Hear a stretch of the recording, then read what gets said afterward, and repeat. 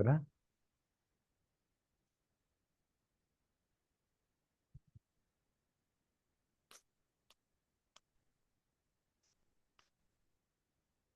కరుణం గారు, నిన్న ఏం చేసామో చెప్తారు?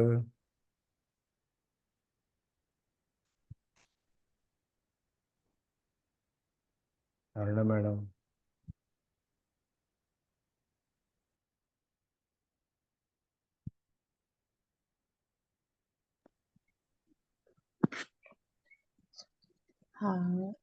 అమౌంట్ అదే అంటే కరెక్ట్గా చెప్పలేను సార్.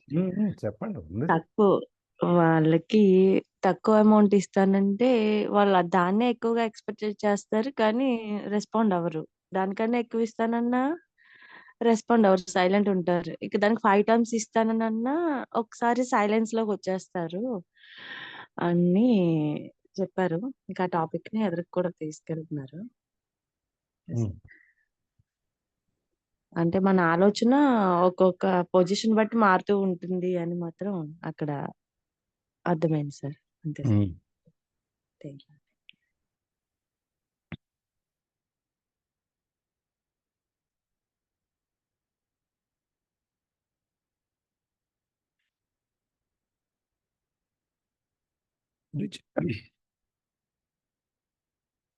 రిచ్ డాడ్ ఇచ్చే 10 సెంట్ల నుంచి, గంటకి ఇచ్చే 10 సెంట్ల నుంచి ఆఫర్ని $5 వరకు పెంచుతాడు. ఈ గంటకి నేను $5 ఇస్తాను, నువ్వు పని చేస్తావా అనేటప్పటికి ఒక్కసారిగా అక్కడ ఒక నిశ్శబ్దమైన వాతావరణం. వీళ్ళకి పిల్లలకి ఇద్దరికి ఏం చేయాలో తెలియదు. 1956 ఆ టైంలో చాలామంది పెద్ద పెద్ద వాళ్ళు కూడా, ఉద్యోగాలు చేసేవాళ్ళు కూడా అంత గంటకి $5 సంపాదించే అవకాశం లేదు. కానీ వీళ్ళకి ఒక షాపులో, సూపర్ బజార్లో పనిచేసినందుకు గంటకు, అది కూడా ఏంటి, సీసాలు అవన్నీ దుమ్ము దులిపి మళ్ళీ వాటి ప్లేస్లో పెట్టడానికి గంటకు $5 ఇస్తానంటే వీళ్ళకి ఏం చేయాలో అర్థం కాల. ఒకళ్ళ ముఖాలు ఒకళ్ళు చూసుకున్నారు, కూర్చున్నారు. అప్పుడు చెప్తాడు, ప్రతి వాళ్ళకి ఒక ప్రైస్ అనేది ఉంటుంది, ఒక రేట్ అనేది ఉంటుంది. అంటే ఆ రేటుకి ఎక్కడో చోట పడిపోతారు. ఏదో ఒక రేటుకి 5 కాకపోతే 10కో, 10 కాకపోతే 100కో, 100 కాకపోతే $1000కో ఎక్కడో చోట ప్రతి వాడికి వీక్ పాయింట్ ఉంటుంది, బలహీనత అనేది ఒకటి ఉంటుంది.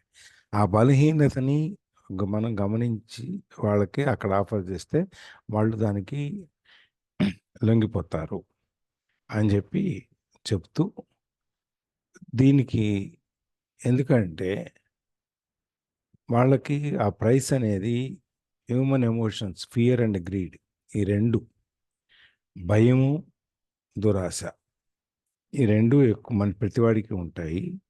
భయం అనేది లేకపోతే మనిషిని నడిపించదు. మనకి అయ్యో ఇది ఎట్లన్నా అయిపోతే పాడైపోద్దేమో అనే భయం కనుక మనకు లేకపోతే మనం వంట చేసినా, పని చేసినా, రాసినా, ఏది రాసినా కూడా మనం దాన్ని పట్టించుకోం. ఫెయిల్ అవుతామన్న భయం ఉంటే ఎగ్జామినేషన్లో జాగ్రత్తగా రాస్తాం. జాబు రాదేమో అన్న భయం ఉంటే ఇంటర్వ్యూ బాగా చేస్తాం, ప్రిపేర్ బాగా అవుతాం. బతకాలేమేమో అన్న భయం ఉంటే పని చేయాలనేటువంటి కోరిక పుడుతుంది. నడవలేమేమో అన్న భయం ఉంటే ప్రయత్నం చేస్తాం. ఇట్లా ప్రతిదానికి భయం అనేది మనని నడిపిస్తుంది ఒక విధంగా. ఆ భయంలో నుంచి ఒకటి, మనం సంపాదించకపోతే బతకలేము కాబట్టి మనం పని చేయాలి అనేటువంటి, బతకలేమేమో అన్న భయం మన సంపాదన వైపు, మన డబ్బు సంపాదించడానికి మనం తీసుకెళ్తాం. అట్లాగే అవధి ఇంకో ఎమోషను గ్రీడ్, ఆశ, అత్యాశ. అది మనిషిని ఇప్పుడు జీతం వచ్చేదాకా, జీతం రాలేదు జీతం వచ్చిందని, అదే జీతం వచ్చిందాక ఒక భయం, మనం బతకటం ఎట్లా. జీతం వచ్చిన తర్వాత వచ్చిన జీతంలో అన్ని ముఖ్యమైన ఖర్చులు పోను, మిగిలిన డబ్బులు ఏం చేయాలి, లేకపోతే దాచుకోవాలా, ఏం చేయాలి అనేది ఆశ. ఈ రెండు ప్రతి వ్యక్తికి ఉంటాయి. ఈ రెండిటి వలన ఒక మనిషి జీవితం ఒక విధమైన, అది మన డిసిప్లిన్ అనండి, లేకపోతే ఏమైనానండి, ఒక విధమైన పరిశ్రమలోకి మనం వెళ్తాం. అంటే రొటీన్ అనేది ఒకటి ఏర్పడుతుంది అనమాట, సెట్ ప్యాటర్న్ ఉంటుంది. అది ఏంటంటే పొద్దున్నే లేవటం, తయారవటం, ఆఫీసు పరిగెత్తటం, మళ్ళీ అక్కడ పని చేసాం వచ్చేది అది వేరే విషయం. అక్కడ వెళ్ళటం, అక్కడ పని చేయటం అనుకుందాం. పని చేసేసి మళ్ళీ 6:30, 7ంటికో ఆ ఫైల్స్ అన్నీ మూసేసి, మళ్ళీ ఆ సిటీ బస్సో, లోకలో ఎక్కేసి పరిగెత్తుకుంటూ మళ్ళీ ఇంటికి రావటం, తినటం, పడుకోవటం, మళ్ళీ పొద్దున్నే లేవటం, రైతు పని చేయటం. ఇది కంటిన్యూస్‌గా జరిగే చర్య. ఈ చర్యలో మనిషి ఎందుకు చేస్తున్నాడంటే ఇదంతా బతకాలి అనేటువంటి కోరిక, లేకపోతే మనం సంపాదించకపోతే, జీతానికి పని చేయకపోతే మనం బతకలేమేమో అనే భయం. ఈ 2 ఈ ఈ సైకిల్ అంటే ఈ లేవటం, పడుకోవటం, లేవటం, పడుకోవటం, లేవటం ఈ ఈ ఈ ఇట్లాగే ఈ చక్రం తిరుగుతూ ఉంటుంది మన జీవితం. ఈ చక్రంలో తిరిగేటప్పుడు దీన్ని ర్యాట్ రేస్ అంటారు. మనం ఎలుకల పోరాటం. ఎలుకలు కూడా చిందరవందరగా పరిగెడతాయి. అటు ఇటు ఎక్కడ ఏదుంటే కనపడతాయి. ధాన్యం దొరికితే ఆ ధాన్యం తినేస్తే అయిపోతాయి. దానికి కావాల్సినంత వరకు ఆహారం దొరికినంత వరకు పోరాడతాయి. దాన్ని ర్యాట్ రేస్ అంటాం. మరి అంటే అప్పుడు ఇది బ ఇది ఓకే. ఇప్పుడు ఈ ర్యాట్ రేస్ కాకుండా ఇంకేమైనా మార్గం ఉందా?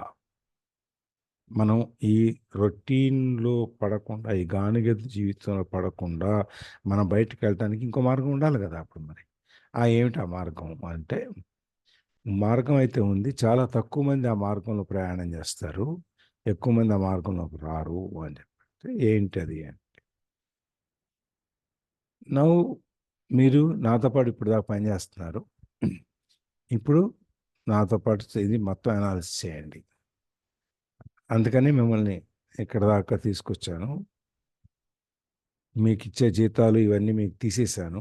దానివలన ఏమవుద్ది, జీతాలు తీసేస్తే యూ హావ్ టు స్ట్రగుల్. మనం కష్టపడాలి. అప్పుడు మొత్తం ఒక స్ప్రింగ్‌ని పూర్తిగా నేల మీద గట్టిగా నొక్కేసామనుకోండి. అప్పుడేమవుద్ది, ఒక్కసారి చెయ్యి తీస్తే స్ప్రింగ్ అలా ఒక్కసారి పైకొచ్చేస్తది. అట్లా వీళ్ళకి కూడా రావాల్సిన జీతము, కూలి అన్నీ తీసేసాడు. వీళ్ళు ఇప్పుడు దీంట్లో నుంచి ఇక బతకడం నేర్చుకోవాలి. ఎలా అనేది అప్పుడు చెప్తాను. ఏమి హింట్స్ ఉన్నాయి దీంట్లో మనం బతకటానికి మనకు కావాల్సిన కొన్ని హింట్స్ అంటే కొన్ని మార్గాలేంటి చెప్పండి అంటే, ముందుగా నిజం చెప్పమంటాడు. నిజం చెప్పమంటే ఏంటి? మేము ఎక్కడ అబద్ధం చెప్పాం? మేము అబద్ధం చెప్పలేదు గదా! మీరు అబద్ధం చెప్పలేదు గానీ, నిజం చెప్పలేదుగా. నిజం చెప్పటం వేరు, అబద్ధం చెప్పకపోవటం వేరు. అబద్ధం చెప్పలేదు అంటే నిజం చెప్పినట్టు అర్థం కాదు. అక్కడ సైలెంట్‌లోకొచ్చినట్టు. నిజం అనేది ఈ విషయంలో సపోజ్ జీతం కూలి ఇవ్వట్లేదు. కూలి ఇవ్వట్నప్పుడు మనం ఏం చేస్తున్నాము అనేది లోపల నిజం ఏంటి? ఈడు నాకు కూలి ఇవ్వట్లేదు. నేను పని చేయాలి. ఊరికనే పని చేయాలా? ఏం నేర్పుతాడో ఏంటో అనేది నిజం. బయటికి చెప్పకపోవటం అనేది అబద్ధం చెప్పకపోవటం. ఈ విధంగా. ఇది వాళ్ళకి ఆ భయం అనేది ఉండాలి అనేది. భయం తర్వాత రెండో ఎమోషను డిజైర్. అదే గ్రీడ్‌ని ఈయన డిజైర్ అని పిలుస్తున్నాడు. కోరికలు. కోరికలు అనేది ఏంటి? ఎట్లా ఉంటాయంటే ఒక్కొక్కళ్ళు ఒక్కొక్కటి విధంగా మనకు చేతిలో డబ్బులొచ్చినప్పుడు, డబ్బులు రానప్పుడు ఏ విధంగా ఉంటాం అనేది మనకి చూపిస్తుందనమాట. డబ్బులొచ్చినాయనుకోండి, చేతిలో కొంచెం ఎక్కువ సర్ప్లస్ మనీ ఉందనుకోండి. సర్ప్లస్ మనీ ఉంటే మనలో దాగి ఉన్న కోరికలు ఏవైతే ఉన్నాయో, మనం తీర్చుకోలేక, డబ్బులు చాలక ఏవేవైతే ఉన్నాయో, అవి ఆ కోరికలు కొంచెం ఎక్కువ డబ్బులున్నప్పుడు ఆ కోరికలు తీర్చుకోవడానికి ప్రయత్నం చేస్తాం.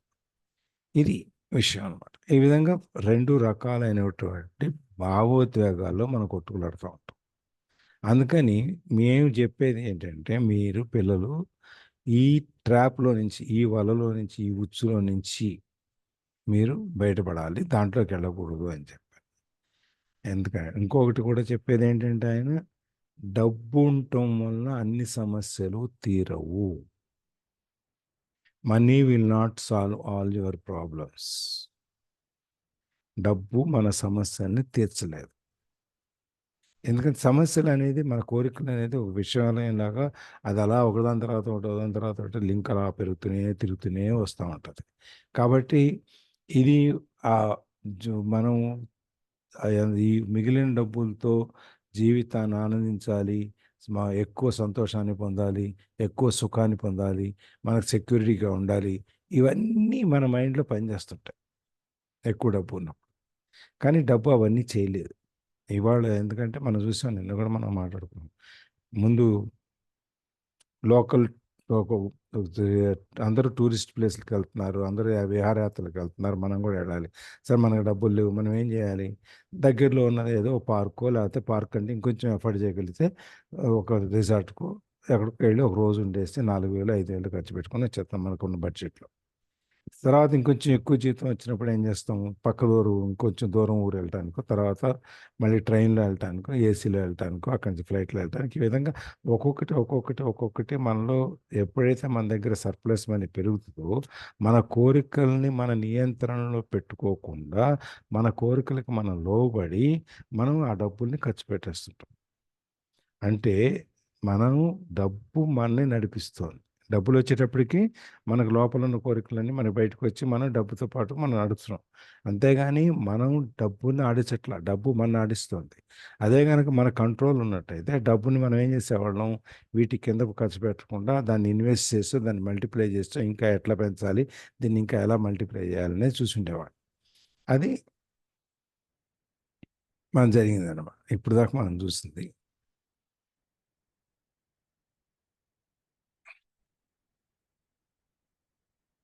ఇదంతా అయిపోయింది కదా! అయిందా? యాహ్! ఇక్కడి నుంచి. Money will not solve all the problems దగ్గర నేను ఆపాను కదా! యెస్. ఎవరు చదువుతున్నారు?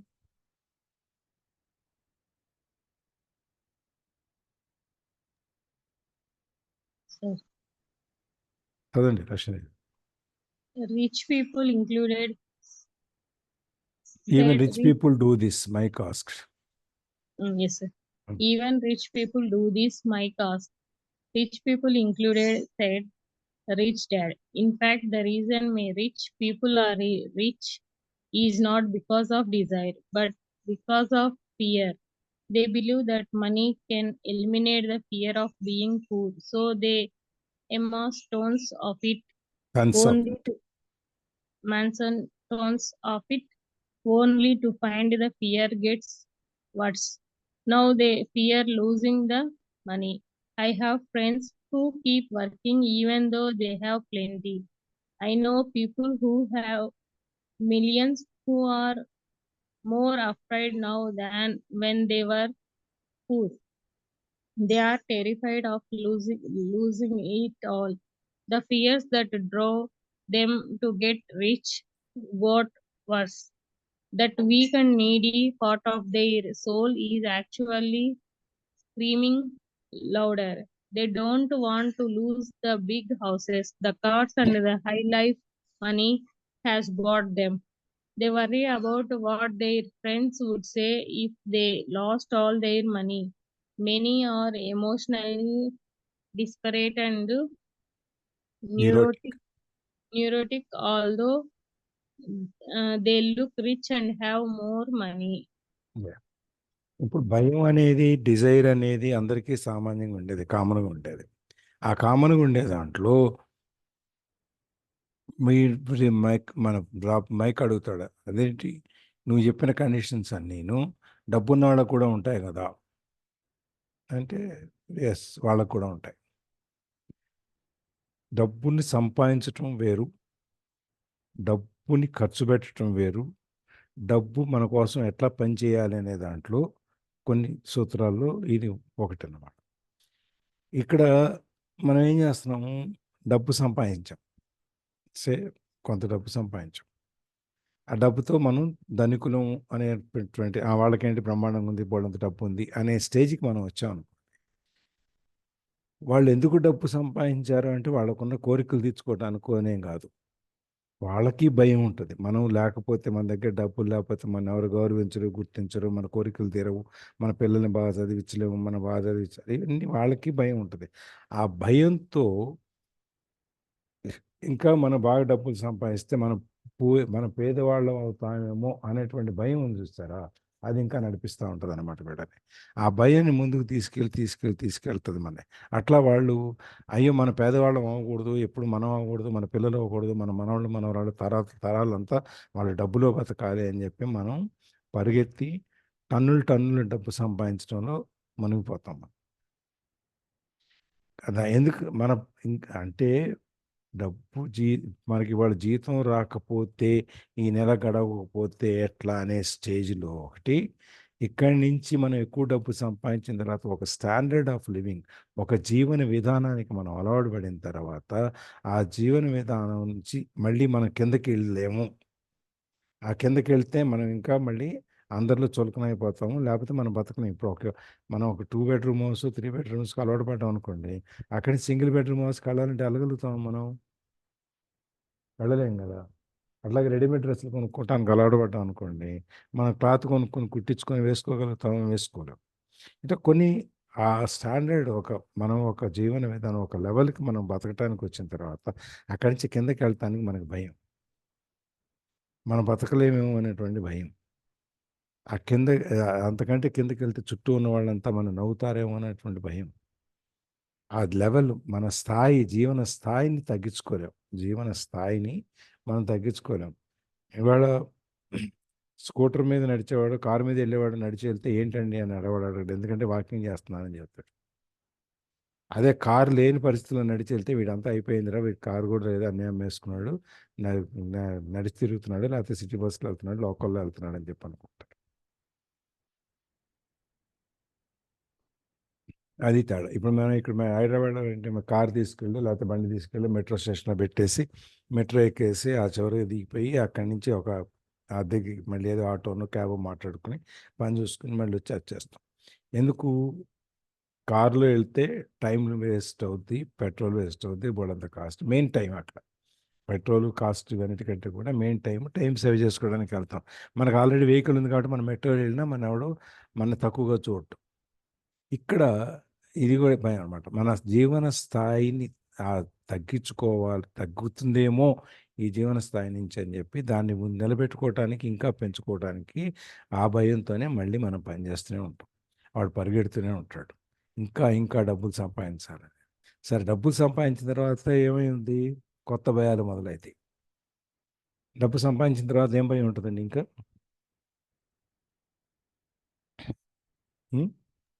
తను దాచుకోవాలి సార్. ఆ డబ్బును కాపాడుకోవటం ఎట్లా అనేది భయం ఉంటుంది. That is true. Yeah, Ramohan గారు గుడ్ మార్నింగ్ అండి. Good morning. Good morning sir. Good morning. డబ్బుని దాచుకోవటం ఎట్లా? ఈ డబ్బుని ఎవరికంట పడకుండా ఆపటం ఎట్లా? ఏ ఇన్కమ్ ట్యాక్స్ ఆడు వచ్చి మీద పడితే ఎట్లా? లేదు పక్కన ఇంటాడు కోడేశ్వరాలు అంటాడు, పక్కన ఉన్నాడు, వాడు మనకు అప్పు అడిగితే వాడికి లేదని ఎట్లా చెప్పాలి? ఇవన్నీ అప్పు తిరిగిపోతే మళ్ళీ మనం ఏం చేయాలి? ఇట్లాంటి రకరకాలైన భయాలు. చుట్టాలందరూ వచ్చేస్తారు దగ్గరికి సార్, చుట్టాలందరూ అప్పుడే కనిపిస్తారు మనకి. చుట్టాలందరూ మన ఇంటికి ఎప్పుడు రాని చుట్టాలందరూ అప్పుడే వస్తారు. అప్పుడే కనిపిస్తారు. బెల్లం చుట్టూ ఈగలు ముగితే అంటారు చూస్తారు, ఆ విధంగా అయిపోతాయి. ఎన్ని రకాల భయాలు వస్తున్నాయి చూడండి. పైగా ఎక్కువ డబ్బు ఉంది కాబట్టి పిల్లలకి ఎక్కువ డబ్బు ఇచ్చేస్తే వీళ్ళు చెడిపోతారేమో అన్న భయం ఇంట్లో. ఈ డబ్బు అంతా తీసుకెళ్ళి చీరలకి, వాటికి, ప్లాస్టిక్ సామాన్లకి, స్టీల్ సామాన్లకి పడేస్తున్నారు. ఈ డబ్బులన్నీ ఊరికి మనం ఇంత కష్టపడి సంపాదిస్తే పాడు చేస్తున్నారు అనే భయం.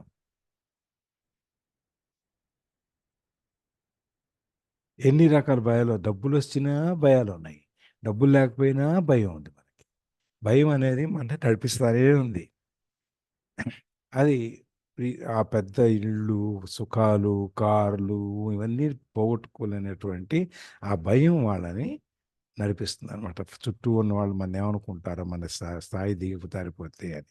అందుకని వాళ్ళ ఈ భయం అనేది వాళ్ళ భావోద్వేగాల మీద చాలా పనిచేస్తుంటుంది. అట్లాగే ఆ నరాల వ్యవస్థ, నాడీ వ్యవస్థ మీద న్యూరాలజికల్గా చాలా పనిచేస్తుంటుంది. డబ్బులు ఉన్నట్టు కనపడినా, ధనవంతులుగా కనపడినా వాళ్ళ సమస్యలు మాత్రం ఇంకా పెరుగుతాయి తప్ప సమస్యలు తగ్గవు. డబ్బు సంపాదిస్తే మన సమస్యలు తగ్గిపోతాయా అంటే కాదు. డబ్బు సంపాదించింది మాత్రాన మన సమస్యలు తగ్గవు, సమస్యలు పెరుగుతాయి. డబ్బు లేకపోతే డబ్బు లేదని ఒకటే బాధ, డబ్బు ఉంటే ఇన్ని రకాల బాధలు ఉంటాయి. Yes. So is a poor man happier? I asked. No, I don't think so, replied rich dad. The avoidance of money is just as psychotic as being attached to money. Yeah. As if ఒక్క నిమిషం. One, yes, sir. ఇప్పుడు అట్లయితే మరి డబ్బు ఉన్నవాడికి ఇన్ని సమస్యలు ఉంటాయి, డబ్బు లేనివాడు సుఖంగా ఉండాలిగా. డబ్బు లేనివాడు సంతోషంగా ఉంటున్నాడా అనేది క్వశ్చన్. అంటే రిచ్ డాడ్ చెప్తాడు అట్లా అని నేను అనుకోను. డబ్బు లేకపోవటము, లేకపోతే డబ్బుకి మనం అతుక్కొని ఉండటము, రెండు కూడా ఈ సైకలాజికల్ ఇష్యూస్ మన యొక్క మానసిక స్థితిని బట్టి ఉంటాయి. ఓ పెద్ద ధనవంతుడు పెద్ద 5 అంతస్తుల బిల్డింగ్, మన ముఖేష్ అంబానీ 27 అంతస్తుల బిల్డింగ్లో ఉన్నాడు. ఆ పక్కనే ఒక పూరి గుడిసె, ఆ గుడిసెలో ఒక పేదవాడు ఉంటాడు. పెద్ద బిల్డింగ్ అక్కడ, దాంట్లోనేమో పెద్ద డబ్బు ఉన్నాయన, ఇక్కడేమో పేదవాడు. ఈయన సాయంత్రం అంతా అయిపోయి భోజనం చేసిన తర్వాత సిగరెట్ పెట్టుకోను లేకపోతే ఏదో అట్లా పచారులు బాల్కనీలో పచారులు చేస్తూ రోజు ఈ పేదవాడిని చూస్తుంటాడు. వీడేం చేస్తాడు, పేదవాడు వాడు పొద్దున్నీ సాయంత్రం సంపాదించిన కూలి ఏదో ఉంటుంది, ఆ కూలి తీసుకొచ్చుకుంటాడు, ఇంట్లో పెట్టుకుంటాడు. ఆ కొనుక్కొచ్చుకుని సామాన్లు ఆ పూట తినేసాడు. సాయంత్రం బయటకు వచ్చి ఆ 8 గంటలప్పుడు 9 గంటలప్పుడు నేను బాల్కనీ తిరిగే టైంలో బయట రాత్రి మీద రోడ్డు మీద కూర్చొని హాయిగా ఆ వెన్నెల గాలి ఎంజాయ్ చేస్తూ కూర్చుంటాడు అని ఈయన బాల్కనీలోంచి అనుకుంటాడు. ఆ పేదవాడిని చూసి, ఆ పేదవాడు ఈ బాల్కనీలో చూసి వీడికి ఏం కష్టం, హాయిగా వెళ్తాడు, ఏ సినిమాలు పడుకుంటాడు, చదువు తినేసి అరగటానికి బాల్కనీలో ఎట్లా తిరుగుతున్నాడు, నేనేమో సగం తినేసి వచ్చి రోడ్డు మీద కూర్చున్నానని చెప్పి వీడు. సరే, ఒకళ్ళ మీద ఒకళ్ళు అసూయ పడుతున్నారు, మొత్తం మీద ఈ విధంగా పక్క పక్కన ఉన్నారు, నడుస్తాం. ఈ పేద డబ్బున్న ఆయనకి వీడు ఎందుకు ఇంత సుఖంగా ఇంత హ్యాపీగా ఉండి పునరాగాలు తీసుకుంటూ పాట పాడుకుంటూ కూర్చున్నాడు అని చెప్పి వీడికి ఒక లోపల అసూయ. సరే, ఏం చేయాలి అని చెప్పని ఒక డబ్బులు మూట పంపిస్తాడు, బాక్స్ అనుకోండి. దాంట్లో లెక్కేస్తే 999 రూపాయలు ఉంటాయి. ఆ పేదవాడికి ఇచ్చేసి నువ్వు జాగ్రత్త ఖర్చు పెట్టుకో, ఎంజాయ్ చేయని చెప్పి పంపిస్తే సరే అని చెప్పి ఎంత ఉన్నాయని లెక్కేయటం మొదలెడతాడు. 99 రూపాయలు, 999 రూపాయలు ఉంటాయి. ఇది అర్థం కాదు ఈ పేదవాడికి. ఇస్తే 1000 రూపాయలు ఇస్తారు, రౌండ్ ఫిగర్ ఇస్తారు, కానీ 999 ఎందుకు ఇస్తారు? ఈ ₹1 నేను ఎక్కడ కౌంట్ చేయటం మర్చిపోయినట్టున్నాను, పొరపాటున కౌంట్ చేశానేమో అని చెప్పి మళ్ళీ కౌంట్ చేస్తాడు. మళ్ళీ 999 వస్తాయి. ఈ విధంగా కౌంట్ చేసి చేసి చేసి వాళ్ళ ఆవిడికి ఇచ్చి, వాళ్ళ పిల్లడికి ఇచ్చి, పక్కన ఇచ్చి, అట్లిచ్చి ఇట్లిచ్చి, ఈయనేమో ఇల్లు అడగలేడు. అదేంటంటే మీరు 999 ఇచ్చారా 1000 ఇచ్చారా అని అడగలేడు, ఎందుకంటే ఊరికి ఇచ్చిన డబ్బులు. వీడి జీవితం అంతా ఈ 999 ఎందుకు వచ్చింది, 1000 ఎందుకు రాలేదు, నేను ఎక్కడ తప్పు లెక్కేస్తున్నానని ఎత్తుక్కోవటంలోనే వీడి టెన్షన్ ఎక్కువైపోయి వీడు సాయంత్రం వచ్చి బయట కూర్చోవటం మానేశాడు, ఈ నోట్లు లెక్కేసుకుంటాంలో పడి. ఇప్పుడు ధనికుడికి హ్యాపీగా ఉంది, అమ్మయ్య వీడు ఆనందం చేయలేదు, ఎంజాయ్ చేయట్లేదు, నేను డబ్బులు ఇచ్చాను, వాడు దాంతో మునిగిపోయాడు, అది ఆ లెక్కలో కొట్టుకుంటున్నాడు అని చెప్పేసి. ఈ సైకాలజీ అనమాట. మానవుడి యొక్క నైతికత ఎట్లా ఉంటుందంటే, ఇది వాడు ఒక్కొక్కడు ఒక్కొక్క సందర్భంలో వాళ్ళు ఆ విధంగా ప్రవర్తిస్తారు. అందుకని అయితే డబ్బులున్నాడికి ఇన్ని కష్టాలు ఉన్నప్పుడు, డబ్బులు లేని వాడికి ఏ కష్టాలు లేవు కాబట్టి ఇన్కమ్ ట్యాక్స్ భయం లేదు, పక్కింటాడు వస్తాడని భయం లేదు, అప్పు అడుగుతారేమో అని భయం లేదు, ఈ భయాలు ఏమి లేనప్పుడు వాడని సుఖంగా ఉండాలి కదా అంటే అట్లా ఉండడు. ఎందుకంటే డబ్బుని అవాయిడ్ చేయటం కానీ డబ్బుకు అతుక్కోవటం కానీ రెండు కూడా మనకి సైకలాజికల్ ఇష్యూస్, మన మనసుకి దానికి సంబంధించిన ఇష్యూస్ అన్నమాట. Yes,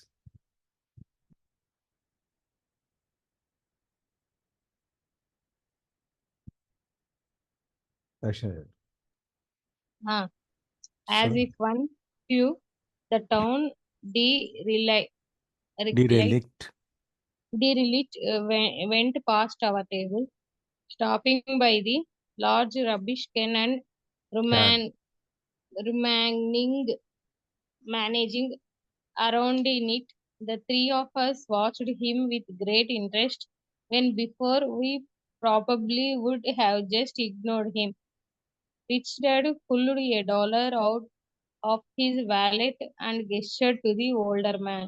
Seeing the money, the derelict came over immediately, took the bill, thanked Rich Dad profusely, and hurried off ecstatic with his good fortune. ఒక్క నిమిషం.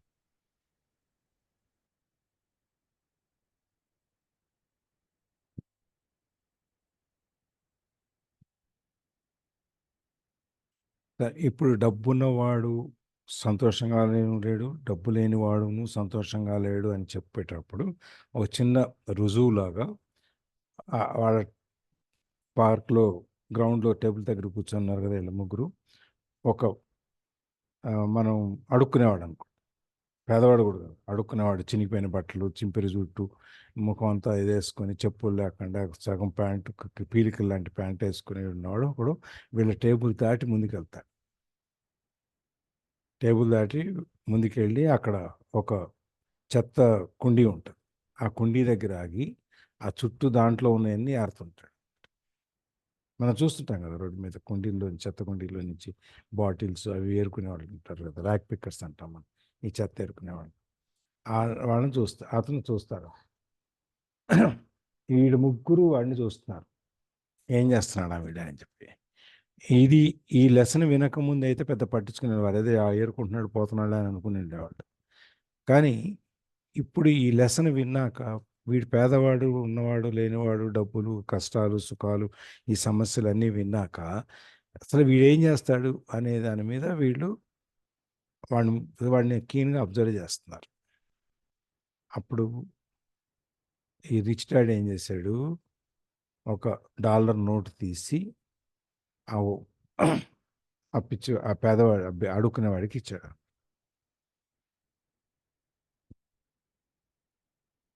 అవి వచ్చి చూసి ఆ $1 చూపించి పేదవాడిని అడుక్కునేవాడిని పిలిస్తే వాడు చూసి $1 నోటు చూసేసి పరిగెట్టుకుంటూ వచ్చి ఆ $1 నోటు తీసుకొని వాడికి థ్యాంక్స్ చెప్పేసి, చాలా థ్యాంక్స్ అయ్యా, ఇదయ్యా అని చెప్పి బాగా గట్టిగా అని చెప్పేసి వెళ్ళిపోతాడు. వాడికి $1 దొరికిందంటే మామూలుగా చెత్త అంతా ఏరుకుని ఇది అమ్ముకుని లేకపోతే ఇచ్చు ఒక పూట భోజనం బ్రెడ్ తెచ్చుకుని గడవటానికి కష్టంగా ఉండేవాడికి $1 అంటే వాడికి వారం రోజులు గడుస్తుంది. అది పరిగెడతాడు, అది తీసుకుని వెళ్ళిపోతాడు అనమాట. అబ్బాయి వాళ్ళు నా అదృష్టం బాగుంది, నాకు $1 దొరికింది, ఎవరో ఇచ్చారు అనే ఉద్దేశం. Yes, He is not much different from most of my employees, said Rich Dad.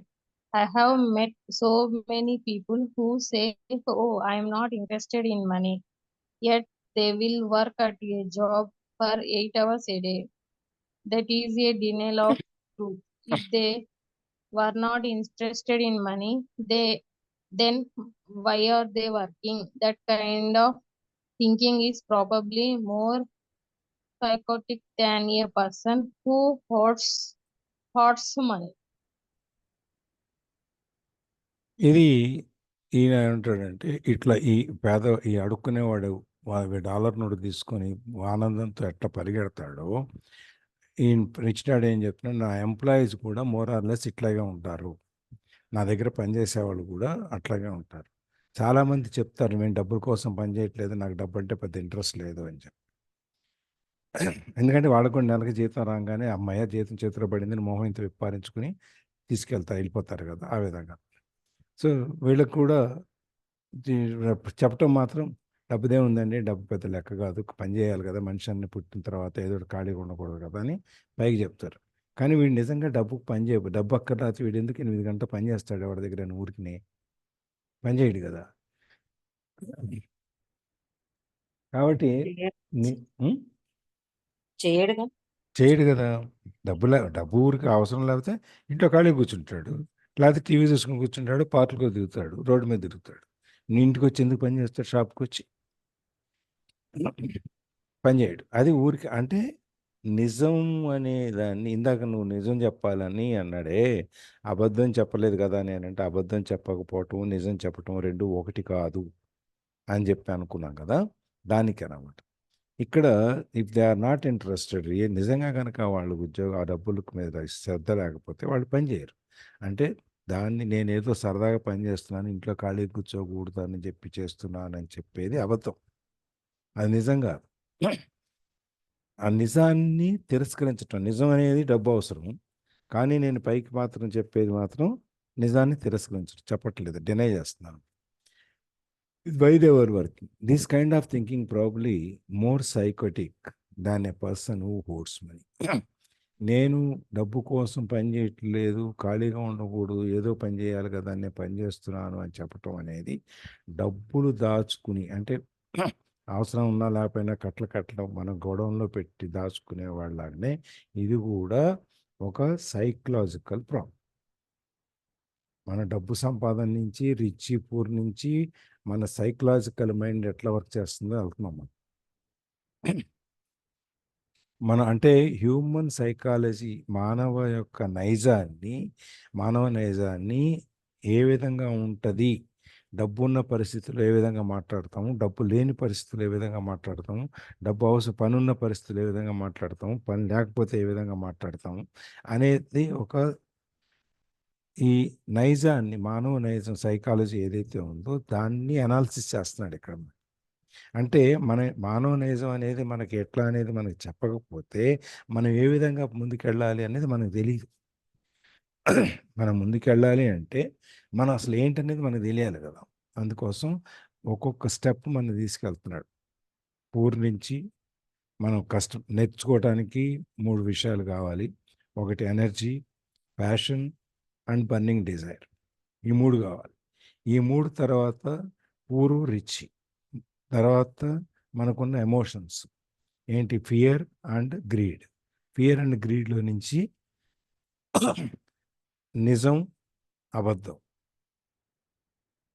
నిజాన్ని ఒప్పుకోకపోవటం, నిజాన్ని చెప్పకపోవటం.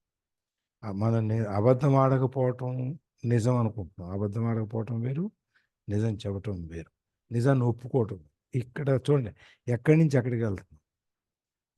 ఆ విధంగా మనని ఒక్కొక్క స్టెప్ తీసుకెళ్తున్నాడు. చూద్దాం. As I sat there listening to my rich dad, my mind flashed back to the countless time my own dad said, "I'm not interested in money." He said those words often. He also covered himself by always saying, "I work because I love my job." So what do we do? I asked. Not work for money until all stresses of fear and greed are gone. అక్కడ ఈయనకి రాబర్ట్కి గుర్తొచ్చింది. వాళ్ళ నాన్న అంటుంటాడు, నాకు అసలు డబ్బు మీద అవసరం లేదు, నాకు డబ్బు అంటే ఇష్టం లేదు, కానీ బట్ నా ఉద్యోగం అంటే నాకు ఇష్టము, నా జాబ్ని నేను లవ్ చేస్తున్నాను, అందుకని పనిచేస్తున్నాను, అంతేగాని దాని మీద వచ్చే జీతం గురించి కాదు, నాకు డబ్బు అవసరమే లేదు, నాకు డబ్బు అంటే నాకు పెద్ద ఇష్టమేం కాదు అని చెప్పి చెప్తుంటాడు అనమాట వాళ్ళ ఫాదర్. అది ఈయన గుర్తొచ్చింది. మా ఇంట్లో కూడా మా నాన్న కూడా ఈయన చెప్పినట్టే చెప్తున్నాడు కదా డబ్బు గురించి. అంటే మధ్య తరగతి మనస్తత్వం అనమాట. సో అప్పుడు అయితే ఏం చేయాలి మనం అని రాబర్ట్ అడుగుతాడు, రిచ్ డాడ్. ఓకే, అటు చెప్పకూడదు, నిజం చెప్పాలి. ఈ విధంగా డబ్బులు వచ్చినాయి, నేను ఉద్యోగం చేసేది ఏదో ప్రజలకు సేవ చేయటం కోసం, కానీ నా అవసరం కోసం కాదనేది అబద్ధం. అది ఈ విధంగా అయితే ఇప్పుడు ఏం చేయాలి మనం అనేసి అడుగుతూ ఈ డబ్బు గురించి not work for money until all traces of fear and greed are gone. అట్లయితే మనకు ఈ భయము, అత్యాశ ఇవి ఏవైతే ఉన్నాయో అవన్నీ మాయమయ్యేంత వరకు, అవన్నీ పోయేంత వరకు మనం డబ్బు సంపాదించకూడదా, డబ్బు కోసం పనిచేయద్దా అని అడుగుతాం. సో ప్రశ్నలు, సమాధానాలు. Yes. No, that would be a waste of time, said Rich Dad. Emotions are what make us human. The word emotion stands for energy in motion. Be truthful. What your emotions and use your mind and emotions in your favor, not against yourself. అట్లా అట్లా wait చేసి మనకి డబ్బు అంటే భయం, లేకపోతే ఆ అత్యాశ ఇవన్నీ పోయేంత వరకు వెయిట్ చేసి డబ్బు సంపాదించాలా మనం అంటే లేదు, అంతవరకు వెయిట్ చేస్తూ కూర్చుంటే అది టైం వేస్ట్ అయిపోతుంది, నీ జీవితం వృధా అయిపోతుంది అంటూ. Emotions are what make us human. మనకి భావోద్వేగాలు అనేది లేకపోతే మన మనుషులే కాదు. మన మనుషులాగా ఉండాలి, మన భావోద్వేగాలు ఉండాలి, మళ్ళీ వాటన్నిటిని మనం నెరవేర్చుకోవాలి, వాటన్నిటిని మనం చూసుకోవాలి, మన దాని ప్రకారం పని చేయాలి. ఇది ఎంత కన్ఫ్యూజన్ ఉంది కదా.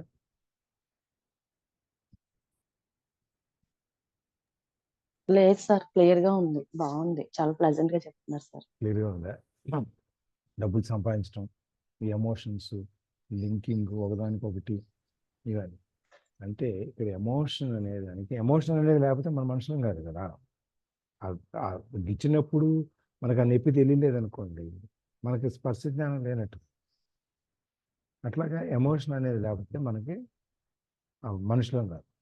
అందుకని ఈ ఎమోషన్ని ఇక్కడ ఏ విధంగా చెప్తున్నాడు అంటే, ఏమంటున్నాడంటే ఎనర్జీ ఇన్ మోషన్. ఎమోషన్ అంటే మన యొక్క శక్తి సామర్థ్యాలు ఏదైతే ఉన్నాయో అవన్నీ కదులుతున్నాయి. ఎమోషన్ కోసం, భావోద్వేగాల కోసం మనం పనిచేస్తున్నాం అంటే మనకున్న శక్తి సామర్థ్యాలు, మనకున్న ఓపిక, మనకున్న తెలివితేటలు మనం మోషన్ అంటే కదలికలో పెట్టాం అనమాట. Be truthful about your emotions and use your mind. Emotions in your favour, not against yours. నీ ఎమోషన్స్ ఏంటి అనేది నువ్వు గుర్తించు, నీ ఎనర్జీ ఏంటి అనేది నువ్వు గుర్తించు. దాన్ని నిజాయితీగా ఉండి, నీ ఎమోషన్స్ గురించి నిజాయితీగా ఉండి నీ బుర్రను ఉపయోగించు. నీ బుర్రని, నీ ఎమోషన్స్ని, అంటే నీ ఎనర్జీ ఇన్ మోషన్, నీ ఎనర్జీని నువ్వు సక్రమమైన పద్ధతిలో ఉపయోగించు. నీకు ఫేవరబుల్గా ఉపయోగించు, నీకు వ్యతిరేకంగా కాదు. అదేంటి, మన ఎమోషన్స్, మన మైండ్ మనకి ఫేవరబుల్గా లేకపోతే మనకు వ్యతిరేకంగా పనిచేస్తాయా?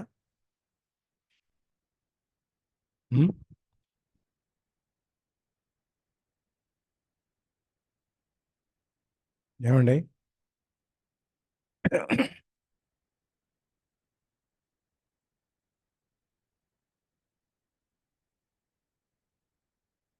ఏంటి ఎవరు మాట్లాడరు?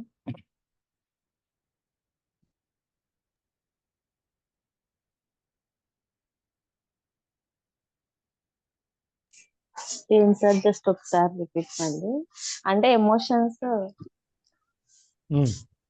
చెప్పండి. నేను లాస్ట్ వీక్ వేరే వాళ్ళతో మాట్లాడుతున్నాను ఇక్కడ, అందుకని నేను లాస్ట్ పాయింట్ ఏం లేదు మరి. అంటే మన ఎమోషన్స్ ఎమోషన్స్, మన మైండ్ మనకు అనుకూలంగా పనిచేస్తాయా, మనకి వ్యతిరేకంగా పనిచేస్తాయా? మనం వ్యతిరేకంగా బ్యాలెన్స్ గా ఉంటే చేస్తాయి కనుక మనము ఇఫ్లు బట్లు బ్యాలెన్స్ ఏమి తెలుసా? కనకం, కనకాంబరం ఇవన్నీ లేవు. వ్యతిరేకంగానే చేస్తారు సార్ ఇప్పుడు. ఎట్లా, ఎందుకు? ఎవరికన్నా సాయం చేయాలి అనిపిస్తుంది, ఇప్పుడు ఆ డబ్బులు ఇచ్చేస్తే మన పరిస్థితి ఏంటి అని కూడా అనిపిస్తుంది. అంటే ఒక పక్కన అక్కడ ఎమోషన్, చేస్తే బాగుండు కదా అని ఒక ఎమోషన్ ఫీలింగ్ ఉంటది అక్కడ, కానీ చేసేస్తే అమ్మో నా దగ్గర అయిపోతాయి కదా, ఆ ఫీలింగ్ కూడా మనల్ని వెనక లాగుతూ ఉంటది. అది మీ వ్యతిరేకం ఎందుకు అవుద్ది? మీకు అంతే వ్యతిరేకంగా కదా, అంటే ఇవ్వాలని ఉంటది, కానీ మన దగ్గర ఉన్న డబ్బుల్ని మనం ఇచ్చేస్తే ఎలాగాని ఒక పక్కన మనం అది సాగుతూ భయం. ఉంటది కదా. మరి అది వ్యతిరేకమైన ఫీలింగ్ అవుతుంది కదా. భయం అనేదే కదా మనం నడిపిస్తోందని చెప్తున్నాం మనం ఇప్పుడు. మరి అది ఒక ఎమోషనే కదా సార్, అదే కదా, ఇద్దాము అన్నా కూడా ఇవ్వలేని పరిస్థితి. ఎమోషన్ అంటే అనేది, ఎమోషన్ అంటే అందుకనే మీకు ముందు చెప్పింది, ఎమోషన్ అంటే ఎనర్జీ ఇన్ మోషన్.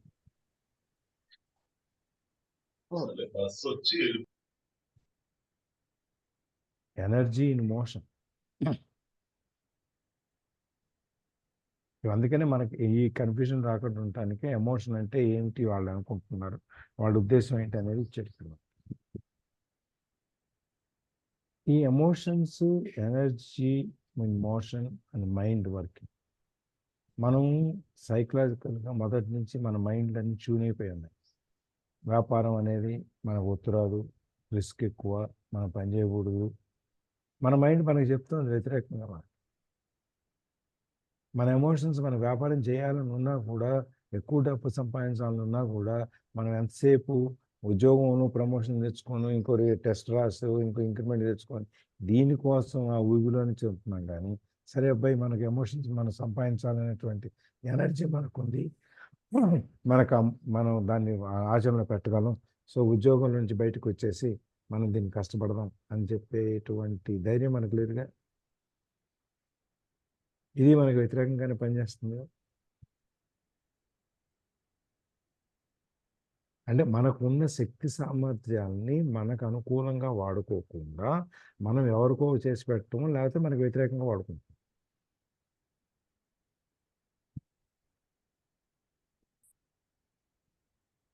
ఓకేనా?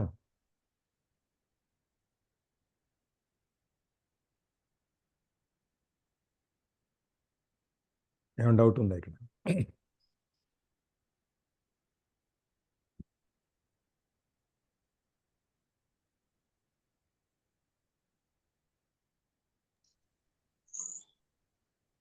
చెప్పాలి, ముందుకెళ్ళాలి నేను. మనం అంటే ముందు ఎమోషన్ అంటే మీరు చెప్పింది ఇప్పుడు అదే ఇందాక రమాదేవి గారు చెప్తుంటే మాకు కొంచెం ఓకే పర్లేదు అని అనిపించింది. మళ్ళీ మీరు ఇప్పుడు ఇందాక దాకా కన్ఫ్యూజ్ క్లారిటీ అనిపించింది. ఇప్పుడు టోటల్ మళ్ళీ డౌట్ లో కన్ఫ్యూజ్ పెట్టారు సార్. Yes sir. చెప్తాను. ఇది చిన్న ఎగ్జాంపుల్. హైదరాబాద్లో వైస్రాయ్ హోటల్స్ ఉంటాయి, వినే ఉంటారు. ఒకప్పుడు ఆ hotel group Minerva, Viceroy, palace sites పెద్ద గ్రూప్. అది ప్రభాకర్ రెడ్డి గారని దాని ఎండి చైర్మన్. తర్వాత కాలంలో మీకు ఇంకా కరెక్ట్గా చెప్పాలంటే వైస్రాయ్ హోటల్ గురించి ఎన్టీఆర్ ఎపిసోడ్లో చంద్రబాబు నాయుడు ఎమ్మెల్యేలందరినీ తీసుకొచ్చి పెట్టిన హోటల్ అది. ఇప్పుడు గుర్తొచ్చి ఉంటుంది అందరికి. గుర్తొచ్చిందా?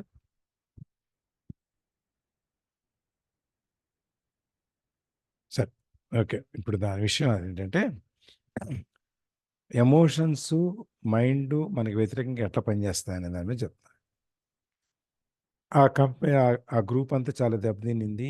అప్పులు ఎక్కువైపోయినాయి, ఆస్తులు ఉన్నాయి, ఇవన్నీ కోర్టుకి వెళ్ళింది. కోర్టు ఆ ఆస్తులను అమ్మేసి ఇవ్వండి అంది. లేకపోతే ఎవరన్నా ఈ ఆస్తుల్ని నడపగలరా, ఈ హోటల్స్ నడిపేవాళ్ళు ఉంటే వాళ్ళకి ఈ ఆస్తులు ఇస్తాము, డబ్బులు ఇచ్చేసి బ్యాంక్ వాళ్ళకి, అప్పులు ఉన్న వాళ్ళందరికీ డబ్బులు కట్టేసి ఈ ఆస్తులు మీరు తీసుకోండి అని చెప్పి కోర్టు చెప్పింది.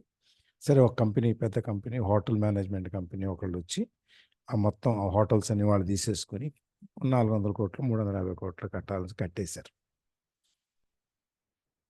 అప్పుడు దాకా ఈ వైస్రాయ్ హోటల్ గ్రూప్ కంపెనీ ఏదైతే ఉందో, పబ్లిక్ లిమిటెడ్ కంపెనీ, షేర్లు కోట్ అవుతాయి మార్కెట్లో. ₹75 దాని value. Share value ₹10 share value ₹75. ఎప్పుడు దాకా ఇది? మార్చి ఫస్ట్ వీక్ దాకా. మార్చి ఫస్ట్ వీక్లో ఇవన్నీ సెటిల్ అయిపోయినాయి. సెటిల్ అయిపోయిన తర్వాత పెద్ద కంపెనీ వాళ్ళు, ఎవరో పెద్ద గ్రూప్ వాళ్ళు వచ్చారు, ఈ హోటల్స్ అన్ని తీసేసుకున్నారు. తీసేసుకున్న తర్వాత ఈ షేరు ₹75 ఉన్న షేరు నిన్నటికి ₹55 అయింది.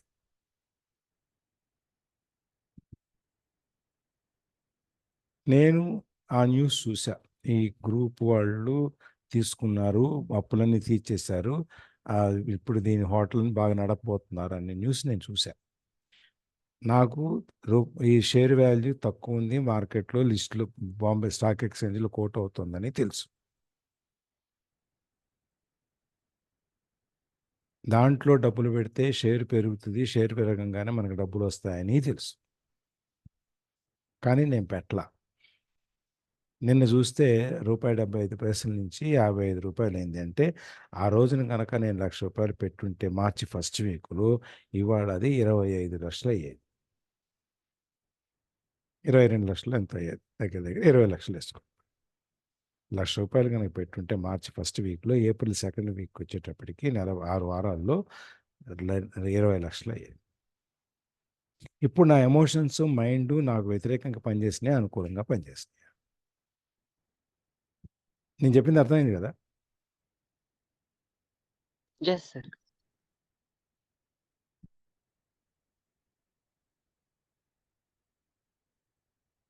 ఈ కన్ఫ్యూజన్ అంతా లేకుండా ఉంటే ఓకే. ఒక బంగారం లెక్క తీసుకుంది.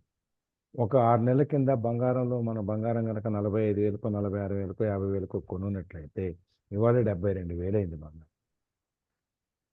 బంగారం రేటు పెరుగుద్దని అందరికీ తెలుసు, మీకు తెలుసు, నాకు తెలుసు, ఇక్కడ అందరికీ తెలుసు. ఆయన ఎంతమంది కొనిపెట్టాం?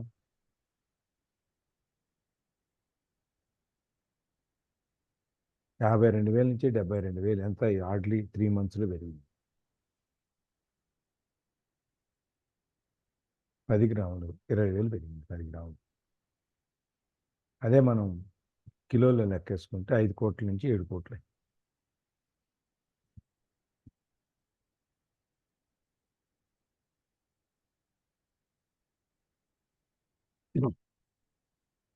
ఏంటి మాట్లాడండి. డబ్బుని మన కోసం ఎలా పని చేయించుకోవచ్చు. అంటే డబ్బులు ఉంటే కొంటాం సార్, డబ్బులు లేకపోతే చేతిలో కొనలేం కదా. పోనీ నీ దగ్గర ఉన్న డబ్బులు 6 గ్రాములు అన్నా కొన్నావు. 2 బిస్కెట్లు కొని పక్కన పెట్టాను. 2 బిస్కెట్లు కొని పక్కన పెట్టాను సార్ అంటున్నాను. 2 బిస్కెట్లు కొని పక్కన పెడితే బాగానే పెరిగినట్టు కదా. బిస్కెట్ 100 గ్రాముల బిస్కెట్ 10 గ్రాముల బిస్కెట్? 100 గ్రాముల బిస్కెట్లు సార్. 200 గ్రాములు పెరిగినంటే 200 గ్రాములకి దాదాపుగా 2 లక్షలు పెరిగింది కదా. అవును సార్. అంటే ఇంకా కొనొచ్చు, కొనే కెపాసిటీ ఉంది కానీ లైట్ ఇట్ పర్వాలేదు అన్నట్టు ఎందుకు అశ్రద్ధ చాలే చేశారు. ఇంతకంటే అని. మళ్ళీ ఏమైనా తేడా అశ్రద్ధ వస్తే ఎప్పుడు కావాలంటే అప్పుడే కొనుక్కోవచ్చు అండి. రేటు తగ్గితే మళ్ళీ ఏమన్నా భయం. భయం కూడా కాదు, ఇంట్రెస్ట్ లేకపోవడం, కాన్సన్ట్రేషన్ చేయకపోవడం అంతే. ఇంట్రెస్ట్ లేకపోవడం అనేది మీ మైండ్. అవును సార్. మీ మైండ్ మీకు వ్యతిరేకంగా పనిచేస్తుంది. మన ఎమోషన్స్ మనకు వ్యతిరేకంగా పనిచేస్తాయి. మన అనుకూలంగా పనిచేస్తుంటే ఇంకా 4 లక్షలు ఉన్నాయి కదా, ఇంకో 2 బిస్కెట్లు కొని అక్కడ పడేద్దాంలే అని అనుకోలేదుగా.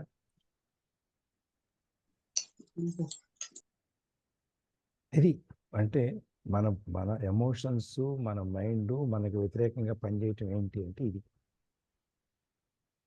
అట్లాగా నీకు అనుకూలంగా పని చేయించుకోగలగాలి అంటే నీ మైండ్ పాజిటివ్గా థింక్ చేయటం అలవాటు కాదు. నీ ఎమోషన్స్ పాజిటివ్గా పనిచేయటం వర్కౌట్ అవ్వాలి.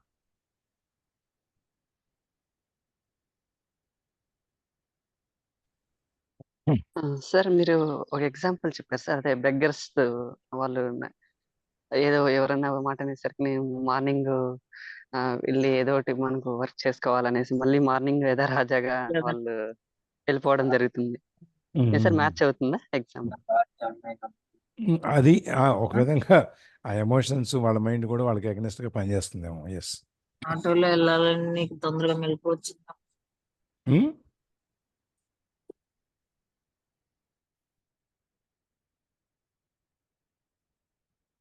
ఇది మనకి మన ఎమోషన్స్, మన మైండ్ మనకు అనుకూలంగా వర్క్ చేయాలి కానీ మనకి వ్యతిరేకంగా పనిచేయదు.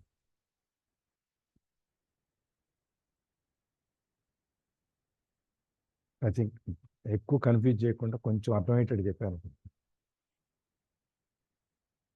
అలా పని చేయించుకోవాలంటే ఎలా, ఏం చేయాలి సార్?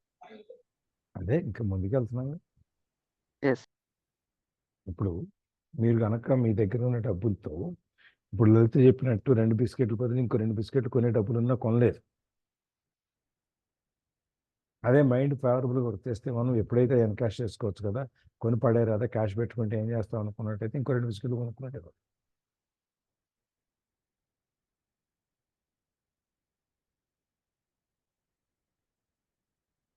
దాన్ని అనుకూల ఎట్లా పని చేయించుకోవాలి డబ్బుతో అంటే ఇదే, మీ డబ్బుని సక్రమైన పద్ధతిలో వాడండి, ఇన్వెస్ట్ చేయండి. ఎస్, ముందుకెళ్దాం, చూద్దాం. Lakshmi, Oh, said Mike, don't worry about what I said said I will make more sense in years to come. Just be an observer, not a reactor to your emotions. Most people don't know that it's their emotions that are doing the thinking. Your emotions are your emotions, but you have got to learn to do your own thinking. Yes. Can you give? Okay, ఇక్కడ అలాగా మైండ్ని పని చేయించుకోవాలన్నా మనకు అనుకూలంగా అని చెప్పి mic అంటే, ఇప్పుడు దాని గురించి వరి అవ్వకు, నేను ఇప్పుడు ఏం చెప్పాను దాని గురించి పక్కన పెట్టు. రాను రాను జీవితంలో నువ్వు పెరుగుతున్నప్పుడు నీకు ఇంకా ఎక్కువ దాని గురించి అర్థమవుతుంది. ఇప్పటికి మాత్రం నువ్వు ఒక అబ్జర్వర్గా ఉండు. ఏ ఎమోషన్ వచ్చినా సరే ఆ ఎమోషన్ని నువ్వు అబ్జర్వ్ చెయ్యి, నాకెందుకు ఈ ఎమోషన్ వచ్చింది అనేది. అంతేగాని దానికి రియాక్ట్ అవ్వు. నాకు మనకున్న గిచ్చితే అబ్బా అంటాం కదా, ఆ రియాక్షన్ వద్దు. ఇది గిచ్చినప్పుడు ఏం జరిగింది దీన్ని అబ్జర్వ్ చేయి. ఇక్కడ నరాలు ఉన్నాయి, చర్మం ఉంది, గిచ్చాము, గిచ్చినప్పుడు ఇక్కడి నుంచి ఈ కమ్యూనికేషన్ మైండ్లోకి వెళ్ళింది, మైండ్ చెప్తోంది నీకు ఇక్కడ నొప్పి వస్తుంది అని చెప్పి నాకు నొప్పి వచ్చింది. ఇది అబ్జర్వేషన్.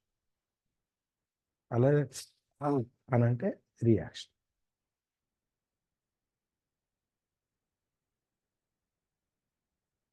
అందుకని నువ్వు రియాక్ట్ అవ్వు. నీ ఎమోషన్స్ ఏవైతే ఉన్నాయో దాన్ని నువ్వు గమనించు. చాలామందికి వాళ్ళ ఎమోషన్సే వాళ్ళ ఆలోచన, వాళ్ళ ఎమోషన్లే ఆలోచిస్తున్నాయి. అంతేగాని ఎమోషన్స్ వేరు, మన మైండ్ ఆలోచన వేరు అనేది అర్థం కావట్లేదు. అంటే మన మేనేజ్మెంట్ చెప్పేవాళ్ళు, ఒక నిర్ణయం తీసుకునేటప్పుడు మనసుతో ఆలోచించి తీసుకో. దాన్ని నువ్వు ఉపయోగించేటప్పుడు ఆలోచన నువ్వు ప్రాక్టికల్గా మొదలుపెట్టినప్పుడు, యూజ్ చేసినప్పుడు, ఎగ్జిక్యూట్ చేసినప్పుడు, ఆలోచన నిర్వర్తించినప్పుడు మైండ్తో బ్రెయిన్. నిర్ణయం తీసుకునేది ఇక్కడ మనసు నుంచి, ఈ నిర్ణయాన్ని అమలు చేసేది బ్రెయిన్.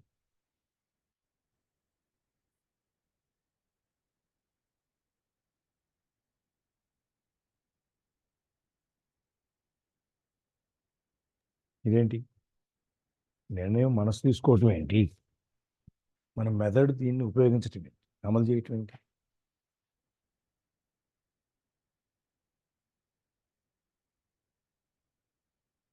ఎవరన్నా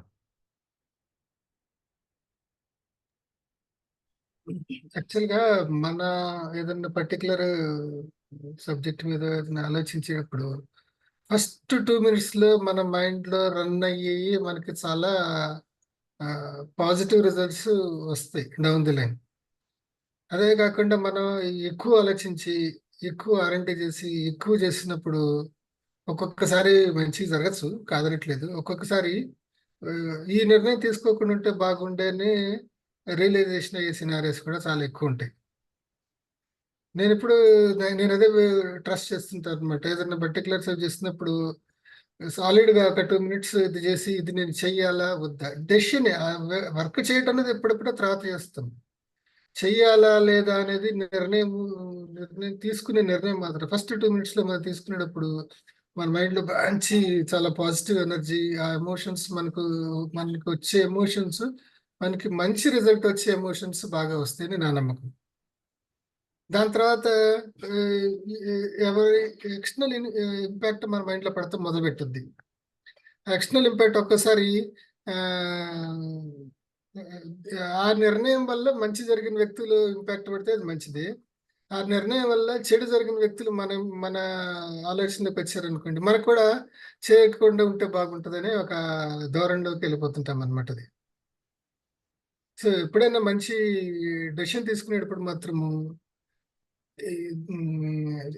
ఎక్కువ టూ మచ్గా లాక్కుండా ఒక టెస్ట్ చేయొచ్చు. ఏదో సింపుల్ థింగ్ ఆల్సో, ఏదైనా కాదు, పెద్ద పెద్ద నిర్ణయాలు అవసరం లేదు అది. సో ఫస్ట్ 2 minutes లో ఇప్పుడు నేను ఇవాళ ఆఫీస్కి వెళ్ళేటప్పుడు నాకు రిటర్న్ రూట్ ఉంటాయి. ఈ రూట్లో వెళ్తే ట్రాఫిక్ ఉండదు, ఈ రూట్లో వెళ్తే ట్రాఫిక్ ఉంటుందేమో అనుకొని ఈ రూట్లో వెళ్ళిపోదాం అని ఆ నిర్ణయం తీసుకొని చూడండి. ఆ నిర్ణయం మీకు ఒకసారి చాలా అకేషన్స్ లో మంచి ఎస్ నేను తీసుకున్న నిర్ణయం కరెక్ట్ అనిపిస్తుంది. ఒక్కొక్కసారి ఫ్లైఓవర్ నుంచి వెళ్తే బాగా ట్రాఫిక్ జామ్ ఉంటుంది, ఫ్లైఓవర్ కింద నుంచి వెళ్తే అక్కడ సిగ్నల్ నేను వెళ్ళే టైం సిగ్నల్ పడిపోతే తర్వాత వెళ్ళిపోవచ్చు అని చెప్పేసి మీ మైండ్కి అనిపించింది అనుకోండి ఫస్ట్ 2 minutes లో, అది మీరు ఇంప్లిమెంట్ చేస్తుంటే డెఫినెట్ గా మీరు అనుకున్నట్లు అట్లాగే జరుగుతుంది. అది నేను ప్రాక్టికల్ గా చాలాసార్లు ఎక్స్పీరియన్స్ చేశాను కూడా. అది లేదు ఆ ఫ్లైఓవర్ కంటే ఒక 1/2 kilometer దాకా ముందు రాగానే ఆ ఫ్లైఓవర్ పై నుంచి వెళ్దామా కింద నుంచి వెళ్దామా, పైన వెళ్తే ఎక్కువ జామ్ ఉంటుంది కింద ఎక్కువ జామ్ ఉంటుంది అని చెప్పేసి ఒక 5 నిమిషాలు దీన్ని ఆలోచించామనుకోండి, టక్కని ఇది వెళ్ళిపోతుంటాం అనమాట. నిన్న మా ఫ్రెండ్ ఒక అతను ఏదో చెప్తున్నాడు అనమాట. జనరల్ గా ఏదైనా మన లాంగ్ డ్రైవ్ లో వెళ్తున్నప్పుడు ఏదో పర్టికులర్ హోటల్లోనో దాబాలోనే మనం జస్ట్ బ్రేక్ చేసుకొని ఒక లంచ్ చేసుకొని వెళ్దామని చెప్పేసి అనుకుంటాము. కరెక్ట్గా ఆ దాబా లేకపోతే హోటల్ ఏదైతే ఉందో ఇంతకుముందు మెయిన్ రోడ్లోనే ఉండేది. కరెక్ట్గా దాని ముందు నుంచి ఒక ఫ్లైఓవర్ పడింది. సో ఆ ఫ్లైఓవర్ పడిన తర్వాత వెళ్ళిన అకేషన్స్ తక్కువ. ఆ ఫ్లైఓవర్ కంటే ముందు మనం ఫ్లై మన ధ్యాస పెట్టకుండా ఉంటే డెఫినెట్గా ఫ్లైఓవర్ ఎక్కేస్తాము. ఒక 10 కిలోమీటర్ మళ్ళీ వెనక్కి తిరిగి యూటర్న్ తీసుకుని రావాలన్నమాట. సో ఈ ఫ్లైఓవర్ ఎక్కకుండా ఉండాలి, మీరు కింద నుంచి వెళ్ళిపోవాలి ధ్యాసతో మనం చేస్తున్నప్పుడు ఒక్కసారి ఏంటంటే డ్రైవింగ్ చేస్తూ ఫ్లైఓవర్ ఎక్కకుండా ఉండాలనే తపనతో మనం ఒక్కళ్ళమే కాకుండా to ask too many other వేరే కళ్ళను కూడా దాని మీద ధ్యాస పెట్టమని చెప్పాలి. అంటే మన పక్కన ఎవరో ఉంటారు కదా, మన స్పౌస్, చిల్డ్రన్. సో ఫ్లైఓవర్ ఎక్కకుండా మనం చూస్తుండే చెప్పేసి వాళ్ళకి కూడా పెట్టినప్పుడు ఏంటంటే డెఫినెట్ మన కాన్సన్ట్రేషన్ అంతా డ్రైవింగ్ మీద ఉంటుంది. వాళ్ళు కూడా చూస్తుంటారు, మిస్ అవ్వకుండా ఉంటే ఛాన్స్ ఎక్కువ ఉంటాయి. అదే నేనే డ్రైవ్ చేసుకుంటూ నేనే ఫ్లైఓవర్ ఎక్కుంటే డెఫినెట్గా మిస్ అయిపోతుంది. ప్రాక్టికల్గా జరుగుతుంది. సో చెప్పండి చెప్పండి. అదే అది ఈ ఎమోషన్స్ అనేది మనకి ఎప్పుడైతే ఫస్ట్ మైండ్ లో వచ్చే ఎమోషన్స్ పాజిటివ్ రిజల్ట్ వస్తాయని చెప్పేసి నా నమ్మకం. అంతే సార్, కంటిన్యూ చేయండి.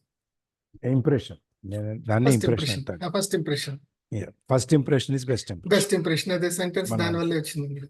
ఎస్. ఇక్కడ మన ఎమోషన్, నేను ఇందాక చెప్పింది, మనసుతో ఆలోచించటం, మెదడుతో అమలు చేయటం. జనరల్గా మన సైకాలజీలో మనస్సు నిష్పక్షపాతంగా ఆలోచిస్తుంది. లేదు, ఇప్పుడు ఒక ఉద్యోగంలో తీసేయాలి, లేకపోతే ఒక ఇంక్రిమెంట్ కట్ చేయాలి, లేకపోతే వాడిని పంపించి ఇంకో చోట ట్రాన్స్ఫర్ చేయాలి, ఇట్లా ఏదైనా ఉందనుకోండి, మనసుతో ఆలోచించు, చేయాలా అక్కర్లేదా, వాడికి ఉండే సాధక బాధకాలు ఏంటి, వాడిని చేస్తే వాడు ఇబ్బంది పడతాడు, మనం ఆ స్థితిలో ఉంటే మనం ఏం చేస్తాం, ఎట్లా ఉంటాం, ఇట్లా రకరకాలుగా మనసుతో ఆలోచించు. ఒకసారి నువ్వు దాంట్లో డిసైడ్ అయిపోయిన తర్వాత, ఎస్ ఇది నేను చేసేది, నా ఆలోచనలో నా నిర్ణయం ఇది అని ఒకసారి డిసైడ్ అయిపోయిన తర్వాత ఆ నిర్ణయాన్ని అమలు చేసి ఇక నువ్వు దాని గురించి ఆలోచించుకో. అందుకని మనసుతో ఆలోచించేటప్పుడు హ్యూమానిటీ, మానవత్వం అనేది పనిచేస్తుంది. అమలు చేసేటప్పుడు మానవత్వం అనేది ఉండదు. ఇక్కడ కూడా నీ ఎమోషన్స్, నీ మైండ్ నీకు అనుకూలంగా పనిచేయాలి, అంతేగాని నీకు వ్యతిరేకంగా పనిచేయకూడదు. అంటే మన మనసుని, మన ఆలోచనల్ని నడిపేది మన మైండ్, మన మనసు నడపాలి, అంతేగాని మన ఎమోషన్స్ నడపదు. ఎమోషన్స్లో మనం నిన్న అనుకున్నాం, ప్రతి మనిషికి రేటు ఉన్నప్పుడు, ఇవాళ నాకు 10 లక్షల అవసరం ఉంది, కానీ ఈ అవసరానికి నేను ఇప్పుడు ఎవరి దగ్గర పోయి లొంగిపోయి నేను తీసుకొచ్చి ఆ 10 లక్షలు ఖర్చు పెడితే, లేకపోతే ఉపయోగించేస్తే ప్రస్తుతానికి నేను బయటపడవచ్చు. కానీ ఈ 10 లక్షలు ఆ వ్యక్తి దగ్గర అప్పు తీసుకొచ్చినందుకు నేను ఇవ్వాల్సిన పేమెంట్, ఆ పెనాల్టీ ఇంకో విధంగా నాకు ఎక్కువ ఉండవచ్చు, నా ఉద్యోగానికి అసలు రావచ్చు, ఏదైనా కావచ్చు. అందుకని ఆ ఒక్క క్షణం కనుక నేను నా ఎమోషన్స్ని కంట్రోల్ చేసి నేను ఆలోచించుకోగలిగితే నేను బహుశా ఆ కష్టం నుంచి బయటకు వస్తాను. అందుకని ఎమోషన్స్ని, ఆలోచనని కలపొద్దు.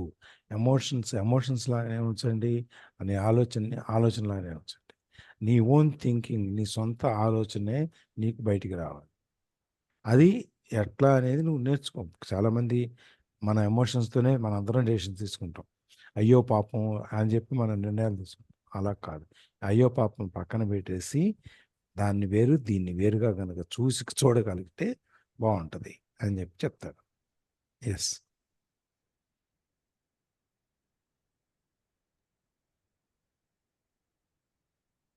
Can you give me an example? I asked.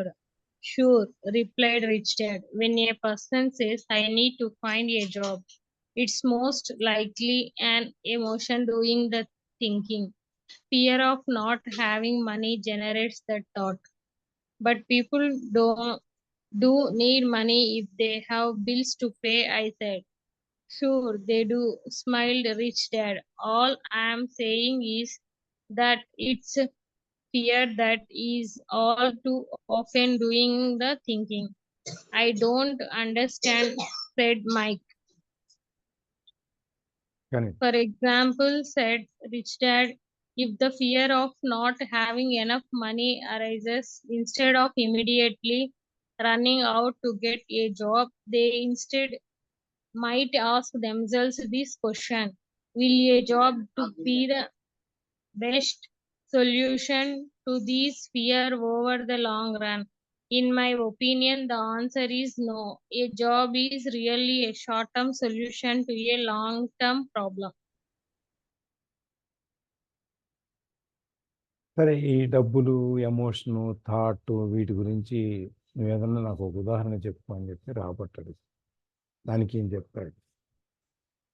When a person says I need to find a job, it is most likely an emotion doing the thinking. ఎవరైనా కనుక నాకు జాబ్ కావాలి, నేను ఇప్పుడు ఏదైనా నాకు ఇమ్మీడియట్గా ఉద్యోగం కావాలి అని అంటున్నాడు అంటే ఆ ఆలోచనని చేసేది ఎమోషన్. ఎందుకంటే డబ్బు లేకపోవటం అనేటువంటి భయం దానిలో నుంచి ఈ ఆలోచన పుట్టింది.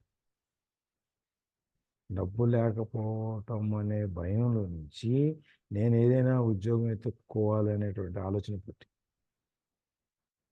అది ఎగ్జాంపుల్ ఎట్లా అనేది. But people do need money if they have bills to pay. కానీ మనిషికి డబ్బు కావాలి కదా, అవసరాలు ఉంటాయి కదా, అన్ని అద్దెలు కట్టాలి, బిల్లు కట్టాలి కదా, పాల బిల్లు కట్టాలి, టెలిఫోన్ బిల్లు కట్టాలి, సరే మన పెట్రోల్ కావాలి, వీటన్నిటికీ కావాలి కదా. అంటే ఎస్ కావాలి.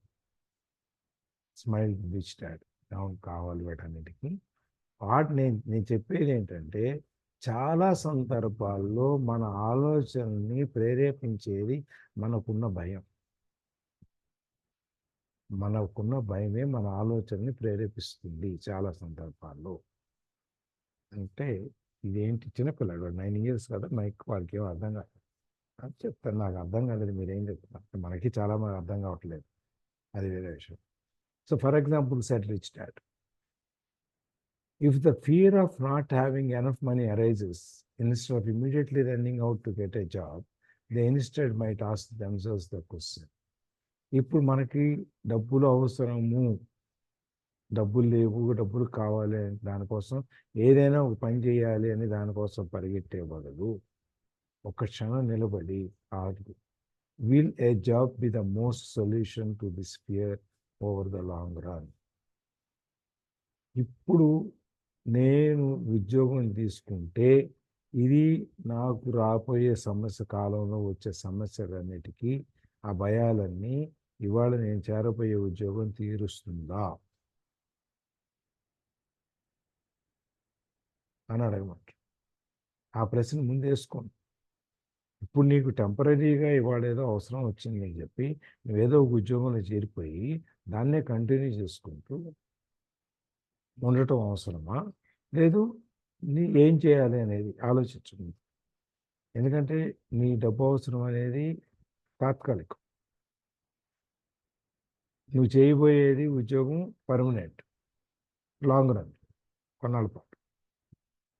ఈ రెండిట్లో ఏది నీకు కరెక్ట్ అనేది ముందు అసలు క్వశ్చన్ వేసుకో, ఇది నీ సమస్యలు తీరుతాయా అనేది. In my opinion the answer is no.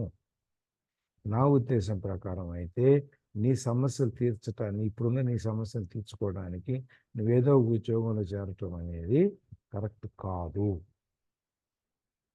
అని చెప్పి. A job is really a short term solution for long term problems. ఈ ఉద్యోగం అనేది ఈ షార్ట్ టర్మ్ చిన్న కాలంలో ఉండే సొల్యూషనే కానీ లాంగ్ టర్మ్ సొల్యూషన్ ప్రాబ్లం అనేది లాంగ్ టర్మ్ ప్రాబ్లం. ఎందుకంటే ఈ సమస్యలు, డబ్బు కావాలి, అవసరం అనేది మనకి జీవితం ఉన్నంత ఆళ్ళనే ఉంటుంది ప్రాబ్లం. దాంట్లో జాబ్ చేయటం లేకపోతే ఉద్యోగం చేయటం అనేది టెంపరీ సొల్యూషన్, తాత్కాలికమైన మార్గం మాత్రమే.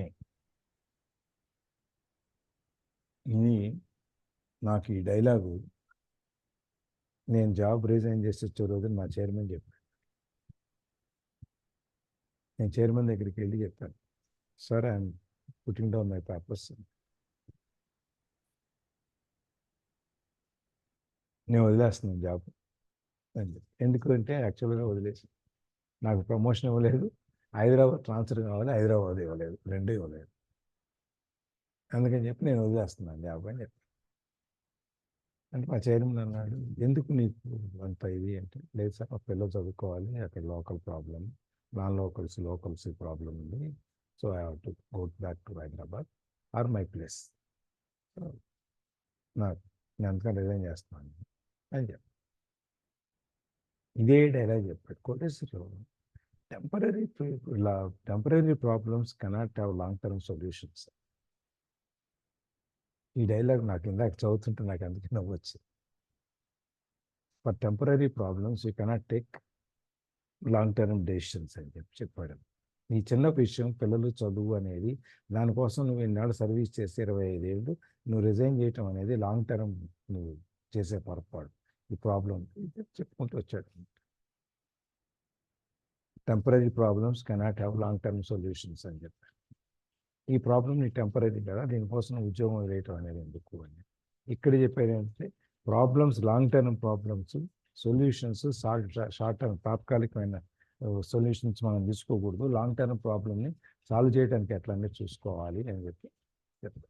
జాబ్ అనేది మనం చేసే ఉద్యోగం, మనం తీసుకునే ఉద్యోగం ఏదైనా కూడా ఆ సమస్యకి అప్పటికి అది పరిష్కారం కావచ్చు, కానీ మన సమస్యలు పూర్తిగా ఎప్పుడు కంటిన్యూస్గా సైకిల్ లాగా తిరుగుతూనే ఉంటాయి కాబట్టి దానికి అది సొల్యూషన్ కాదు అని చెప్పి చెప్తున్నాను. ఇక్కడ ఆపుదామా? ఒక చిన్న ఎగ్జాంపుల్ చెప్తానండి. నా లైఫ్లో కూడా జరిగింది దాని గురించి. కరెక్ట్ ఇదే ప్రాబ్లంకి ఒక 1 month 1.5 month బ్యాక్ కూడా ఒక ఇదనమాట. మా టీంలో ఒక అమ్మాయి అండి, శ్రీలక్ష్మి అనమాట. అది తను ఆల్మోస్ట్ ఒక 6 years 7 years సో నా దగ్గర లీడ్గా పనిచేసింది అనమాట. అది ఒక లీడ్ అంటే ఒక 6 to 8 members అమ్మాయికి రిపోర్టింగ్గా చేస్తుంటేవాడు అనమాట. అట్లా ఒక 6 leads ఉండేవాడు నా దగ్గర. సో అమ్మాయి ఒక 4 years 5 years ఇప్పుడు 2005 నుంచి 9 వరకు 10 వరకు పనిచేసినట్టుంది. రిజైన్ చేసి వెళ్ళిపోయింది.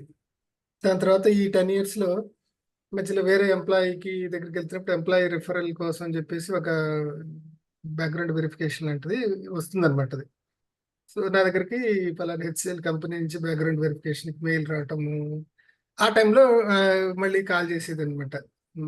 సార్ ఇక్కడ ఉన్నాను, పర్లేదు, బాగున్నాను అని చెప్పేసి. షీఈ్ ఇన్ గుడ్ హ్యాపీ సిచ్యువేషన్ అనమాట. అలా 2-3 companies లో జాబ్ చేసిన తర్వాత మెటర్నిటీ బ్రేక్ తీసుకుంది అనమాట. సో మెటర్నిటీ బ్రేక్ తీసుకున్న తర్వాత నాకు కూడా టచ్లో లేదు. నేను ఇంకా హైదరాబాద్లో ఉంటుందో లేదా ఎక్కడ ఉంటుందో కూడా నాకు టచ్ లేదు. సడన్గా ఒక 1 month బ్యాక్ నాకు కాల్ చేసింది అనమాట. అంటే షీఈ్ నాట్ డిస్కనెక్టెడ్, లాస్ట్ 10 yearsలో డిస్కనెక్ట్ అవ్వలేదు. ఎప్పుడైనా అకేషన్గా వస్తున్నప్పుడు she a good resource for me అనమాట. అది so she one of my strength in my projects also అనమాట. So last 10 days back phone చేసి, 1 month బ్యాక్ ఫోన్ చేసి, sir I wanted to restart my career అందనమాట. So దేనికండి అని అడిగాను. Already ఎన్ని సంవత్సరాలు బ్రేక్ తీసుకున్నారంటే, నాకు 7 years 8 years బ్రేక్ అయింది, మెటర్నిటీ బ్రేక్ తీసుకున్నాను, అప్పుడు మీకు కాల్ చేశాను పాప పుట్టినప్పుడు అందనమాట. ఓకే, వెరీ గుడ్, గుర్తున్నది అన్నాను. ఎందుకు మళ్ళీ రీస్టార్ట్ చేయాలనుకుంటున్నారు మీ కెరీర్ అని చెప్పేసి అడిగాను అనమాట. మా హస్బెండ్ ఐబిఎంలో డైరెక్టర్ లెవెల్లో ఉన్నాడు, ఆయన కొట్టింది. బట్ నేను కూడా కొంచెం నా ఫ్యామిలీకి సపోర్ట్ చేద్దాము అనే ఉద్దేశంతో మళ్ళీ స్టార్ట్ చేద్దాం అనుకుంటే, ఫైనాన్షియల్గా సపోర్ట్ చేద్దాం ఉద్దేశంతో స్టార్ట్ చేద్దామని అనుకుంటున్నాను అనమాట. ఇక ఫైనాన్షియల్ సపోర్ట్ మీకు ఎంత వస్తుంది? మేబీ లాస్ట్ 5 years వరకు మీకు అవసరం పడలేదు ఫైనాన్షియల్ సపోర్ట్. మీ పిల్లలు ఇప్పుడు ఇంటర్నేషనల్ స్కూల్స్ చదువుతున్నారు, వాళ్ళకి 1 lakh 2 lakhs 3 lakhs every year pay చేయాల్సిన అవసరం పడితే ఒక ఫైనాన్షియల్ సపోర్ట్ ఎంత అవసరం అవుతుంది. మీరు జాబే ఎందుకు చేయాలని అనుకుంటున్నారు? నాకు ఆల్రెడీ జాబ్లో ఎక్స్పీరియన్స్ ఉంది కాబట్టి ఎక్స్పీరియన్స్ మీరు చేసుకుని మళ్ళీ జాబ్ చేయాలని చెప్పేసి అనమాట. ఓకే, ఒక జాబ్ చేయాలని ఏంటంటే, తన దగ్గర ఉన్న ఛాలెంజెస్ ఏంటంటే, restart is the big question. ఈ 9 yearsలో సాఫ్ట్వేర్లో మళ్ళీ రీస్టార్ట్ అంటే టెక్నాలజికల్గా చాలా అప్గ్రేడేషన్స్ జరిగినాయి. తను వర్క్ చేసిన వాటికైనా ఇప్పుడు లేటెస్ట్ టెక్నాలజీస్ నేర్చుకోవాలి. ప్లస్ ఏంటంటే లొకేషన్ ప్రాబ్లం. తను పూణేకు జేపీ మార్గంలో రీస్టార్ట్ చేసే వాళ్ళకి, లేడీస్కి ఎవరికైతే రీస్టార్ట్ జాబ్ చేస్తున్నారో వాళ్ళకి ఒక ఆపర్చునిటీ ఇచ్చారు. వాళ్ళు జేపీ మార్గంలో వాళ్ళు పూణే ఒకటి, బెంగళూరులో 2 options ఇచ్చారు. తను హైదరాబాద్లో ఉండాలి. So that is big challenge. Hyderabad నుంచి వెళ్ళడానికి లేదు అనమాట. అదనమాట. నేను ఒకటి చెప్పాను. అది నువ్వు ఆల్రెడీ 45 ఇయర్స్ తనకి. ఇప్పుడు ఈ 45 ఇయర్స్లో నెక్స్ట్ ఎన్ని సంవత్సరాలు పనిచేస్తారు? మేబీ ఒక 15 ఇయర్స్ అనుకుందాము. 60 ఇయర్స్ వరకు పనిచేస్తారు. 60 ఇయర్స్ తర్వాత again you have to stop. మీకు ఇంట్రెస్ట్ ఉన్నా లేకపోయినా మీరు రిటైర్ అయితే అవ్వాల్సిందే కదా. అలా కాకుండా ఇప్పుడే మీరు ఒక చిన్న ఎంటర్‌ప్రెన్యూర్ లాగా ఎందుకు జాబ్ ఒక చిన్న స్మాల్ స్టార్టప్ లాంటిది చేసుకొని 10 మందికి మీరే ఒక జాబ్ ఇచ్చి 10 మందికి అంటే 10,000 రూపీస్ 15,000 రూపీస్ సాలరీతో ఒక 10 మందికి మీకు ఒక చిన్న స్టార్టప్ ఎంటర్‌ప్రెన్యూర్ లాగా మీరు ఎందుకు స్టార్ట్ చేసుకోకూడదు? Try to establish yourself as a entrepreneur. Next 15 years అయ్యేసరికి you will become a good established entrepreneur అవుతారు.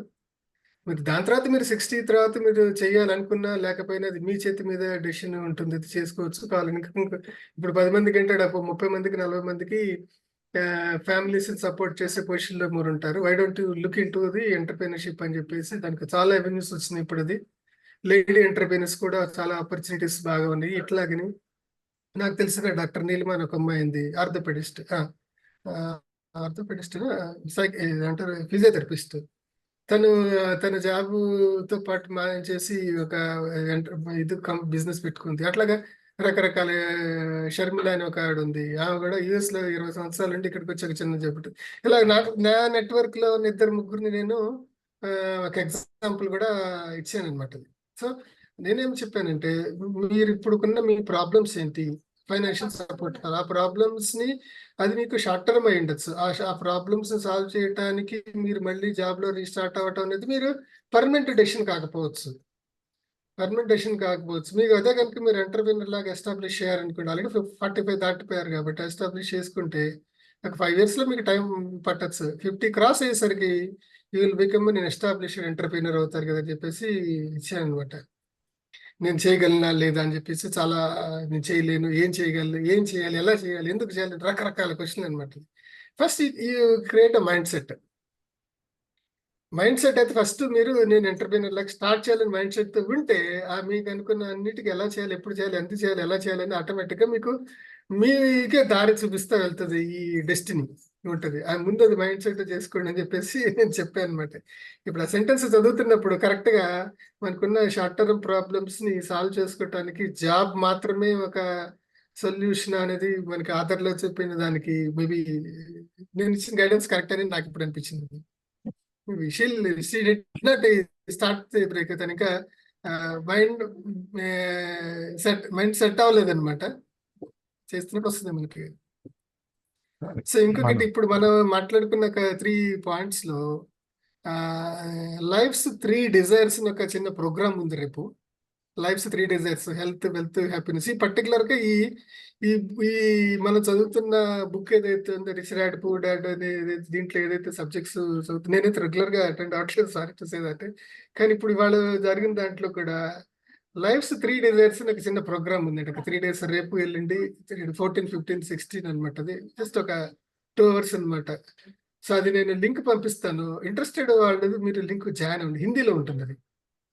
బట్ ఆ ఒక పర్టికులర్ హిందీ అర్థం అవ్వగలిగిన వాళ్ళు, ప్యూర్ గా నేను హిందీ నాకు అర్థం అవ్వదు అనుకునే వాళ్ళకి అది మోస్ట్లీ యూజ్ఫుల్ అవ్వదు. హిందీ అర్థం అవుతుంది, పర్వాలేదు, నేను వింటే బాగుంటుంది అన్నప్పుడు రాక్ సాలిడ్ మైండ్ సెట్ తో బయటకు వస్తారు ఆ 3 days.